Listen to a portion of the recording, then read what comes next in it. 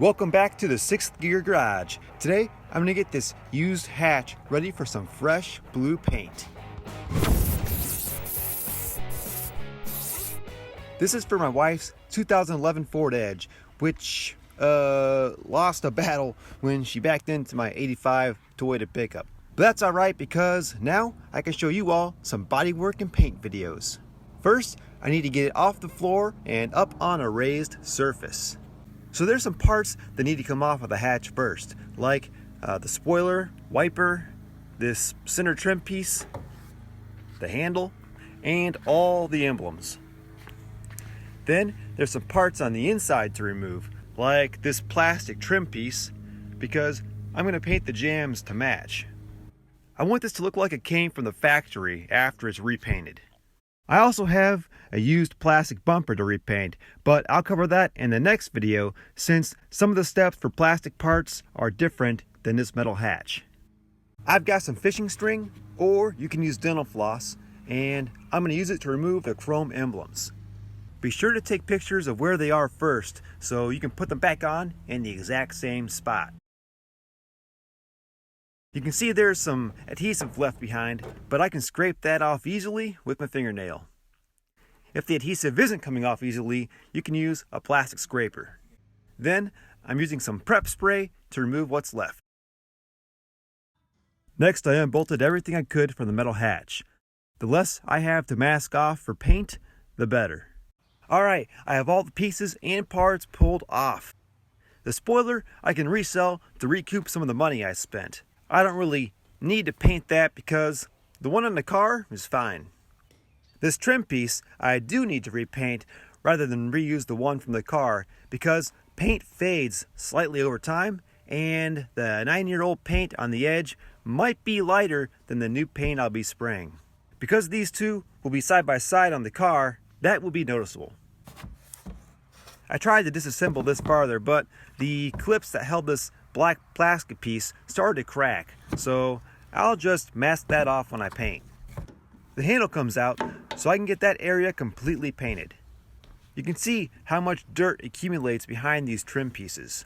These plastic mounts for the plate screws I couldn't get out without possibly breaking them, so I'll mask around those too. They'll be covered by the license plate. I don't have to worry about most of the inside since it's covered by trim panels. The spoiler covers most of this top section.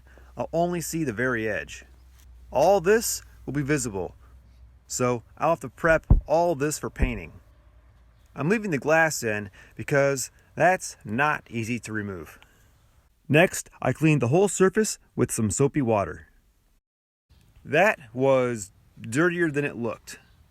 With the dirt removed, you can see there are some areas where the paint is wearing through. And that's from the back side of that trim piece. The dirt behind it got rubbed in by the edge, and it's like an abrasive over time. Same on both sides. And then, down here behind the handle, it actually wore through the clear silver paint and primer and started to rust on the surface. So, I'll show how to repair that area. It's light rust, no major pitting. I'm glad I caught it now instead of a couple of Ohio winters later. In order to get the new paint to stick to the surface, I need to scuff it up so it has something to bite to. You can see the left half is dull because it's been sanded and the right half is still shiny. This can be done with Scotch pads or sandpaper. I have some 500 grit here. If I spray new paint on this smooth glossy surface, it'll dry and then peel off over time. This is the kind of surface that paint needs to bond to. Evenly scuffed or sanded so that there's no more smooth, glossy areas showing. You can see a hint of gloss on this seam, which I need to sand a little more. It's time consuming to get in all the crevices, but I'll show how it's done. Up here, behind this trim piece, I'm not worried about getting every crevice because this will all be covered. The edges are another area where it's easy to miss some of the glossy surface. There's often a thin, low spot along the edge that's easy to sand over, especially with a block. So I'll go back and make sure these are scuffed up as well. No shine left behind when it comes to paint prep. I mentioned sanding with a block. A sanding block is just a hard sponge that has a little bit of flex, and the paper gets wrapped around it, and that creates a more even contact surface, great for flat areas. If you just hold the paper with your fingers, well, see, fingers aren't flat, so the sanding doesn't turn out even, and it can create a wavy surface. I also have this block by Sand Ease, and it's great for curved areas. There's a sharp end here too, and that's perfect for some of the tight areas. You can get all these blocks, sandpaper, and other materials at your local automotive paint supply store. I'm dry sanding on this hatch door, and there are advantages and disadvantages that I'll compare in the next video when I wet sand the bumper. The main disadvantage is the paper clogs up faster with dry sanding than wet sanding. So I'll use more paper but have less mess. I'm here on the glossy side, and I'll show you how to get the scuffed surface that you saw on the left side of the hatch. Let's start with a fresh piece of sandpaper wrapped on the sanding block. I already cleaned the surface before, because if you sand a dirty surface, you're only grinding dirt into the existing paint. I'm not pressing down very hard.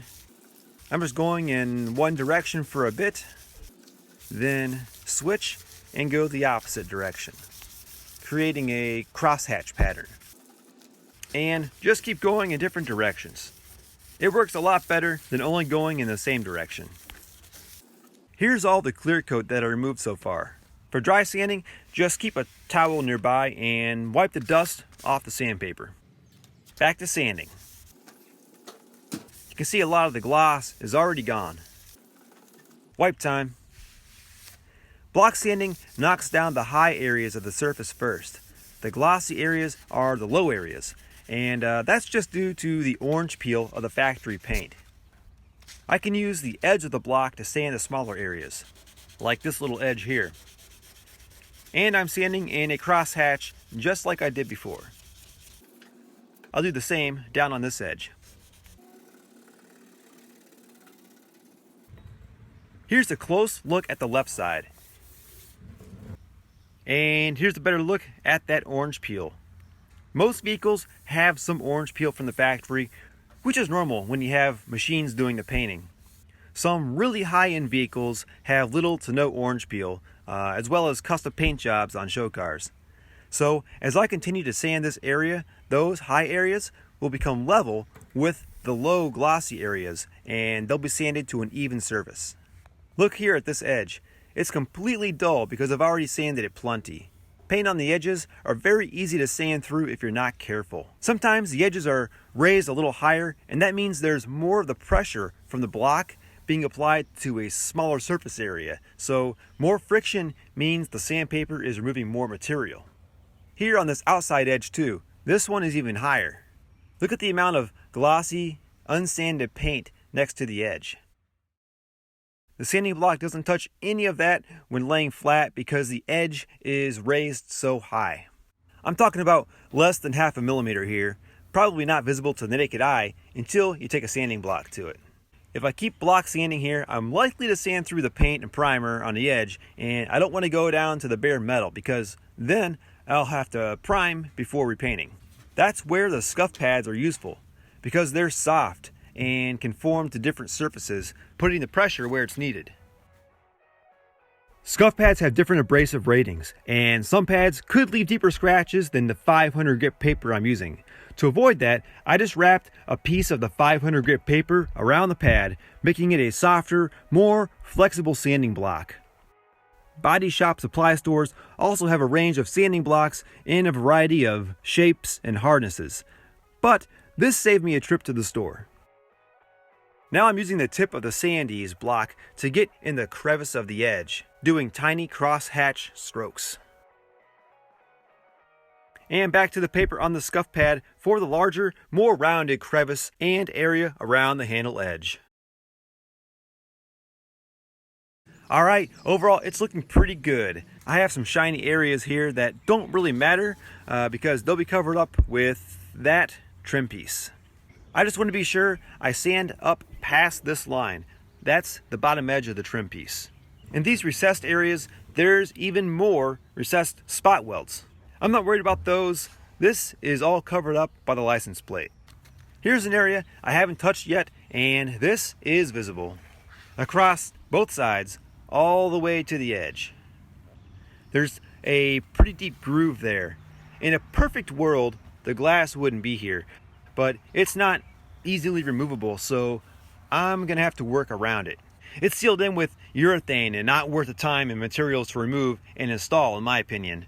I mean, this is just a 2011 Ford Edge. It's never going to SEMA or Barrett Jackson. It's probably going to rust away someday, just like most Ohio cars. Plus, this is a DIY repair, and most of us aren't glass installers, so it's staying installed.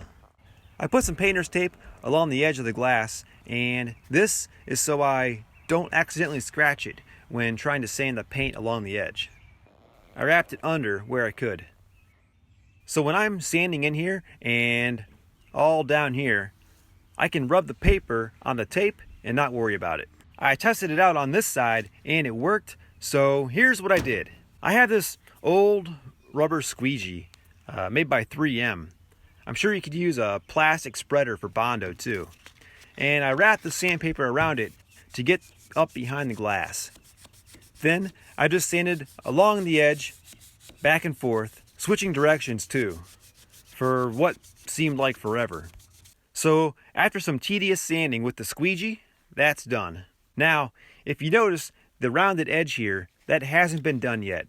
Don't use a block here because it's so easy to sand right through the paint and primer. I'm just using a piece of old paper instead of a brand new piece. Older paper isn't as abrasive as a new piece. And I'm just lightly sanding this round edge with my fingers. This edge is important. If left shiny, it's easy for the paint to peel off here. This rust here isn't a big problem, but it will need some rougher, lower grit sandpaper to clean the paint and rust from the bare metal. Once I strip it down to clean the bare metal, I'll spray a couple coats of etching primer. The nice thing is that this is covered by the handle, so any scratches will be hidden. I have some 100 grit paper to make this go a lot faster. My finger fits the contour of this recessed area just right. I just have to keep sanding like this for a while until I'm down to clean bare metal. Okay, I've been sanding at this area for a bit and I'm down to clean metal. Now, the darker ring around the bare metal is the factory primer. Then the silver paint and the clear coat are on top of the primer. Paint doesn't like to bond to bare metal, so I'm going to have to spray some more primer over this area. I did make some of the deeper scratches with the 100 grit paper that might be outside the area hidden by the handle. So I'm sanding them down with some 220 grit. And again with some 320 grit. Now some 400 grit. And then again with the 500 grit. Now any of the deeper scratches are sanded out. Now I'm going to clean the area with some prep spray. This stuff is a really strong degreaser. I think it's mostly acetone. Do this in a well-ventilated area. The prep spray dried, and now I'm going to spray self-etching primer. This stuff is perfect for bare metal. Just one light coat to start with, and let it dry. Then we'll do one more. While that's drying, I'm looking at the old hatch on the car, and these are all the areas that need to be painted to match. There's a few inches before the plastic trim starts to cover the metal, so I need to do a lot more sanding on the bottom of the hatch. None of this is flat, so it's all going to be done with my fingers, not the block. You can see it was starting to rust right here, and I thought I was almost done sanding. Right here, under the spoiler too. I used a ratchet strap to hold this up so I can work on the underside. I sanded this top edge along with the side. The spoiler covers up all the rest. I made sure all my edges were sanded, all throughout the inside, a little bit farther than where the trim starts. I want this to look like it came from the factory. I should mention I'm not a professional body and paint guy. I don't do this for a living, and I've only painted a few cars in my life. I learned a lot from reading and watching videos, and I got to work with some professional painters before who taught me a lot of tips and tricks. So anyone can do this in their own garage with a little learning. These dark areas are the primer showing through. The factory paint was really thin up at the top. Oh, and this thing here is attached with these giant rivets. I'm not messing with those. I'll mask around this thing. What's this even for? There's one on each side. Well, this hatch is all done, and I'm going to set it aside until it's time to paint. In the next video, I'm going to wet sand the bumper and get it ready for paint. The plastic has some nicks and chips, so that'll have some extra steps that I didn't have to do on the hatch. Thanks for watching, and please hit that like button if you found this video helpful. More project updates and how-to videos coming up here at the 6th Gear Garage.